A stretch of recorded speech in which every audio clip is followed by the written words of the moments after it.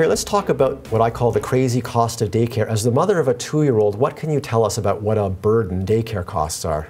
Well, I've lived different cities across Canada, and let me tell you, a full-time licensed daycare spot is expensive. In rural BC, it cost me $11,000 a year. Here in Toronto, it's $18,000 a year. Massive. How can you, what tips can you give a young family for affording this? What budgeting options are there? Well, first of all, I mean, you have to consider the fact that when you put a kid in licensed daycare, you are essentially buying a brand new Honda Civic every single year.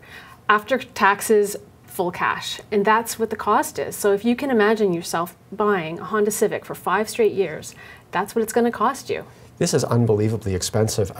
I guess you have to accept that you are going to have a massive cash flow pressure for the duration of your kid's life in daycare. You may have to, these are the tough years of parenting financially. It's really tough, and I know a lot of families have emailed into me because they're financially strapped because it's after-tax money and there's not a lot of relief for it because the choice is emotionally difficult.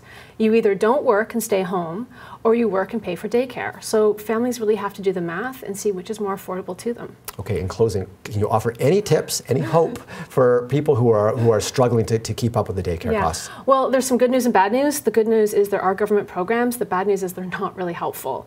The first thing is if your kid is under 6, you qualify for the universal childcare benefit. That's $100 a month. Okay. That's the good news. The bad news is you have to pay tax on that. So after tax, you know, you're lucky if it covers a single day of daycare in Toronto. All right, so it sounds like in closing that the best advice is you will have to tough this out, but I can tell you as a parent of teenagers, you will come out the other side. Well, thank you, Rob. I really hope so.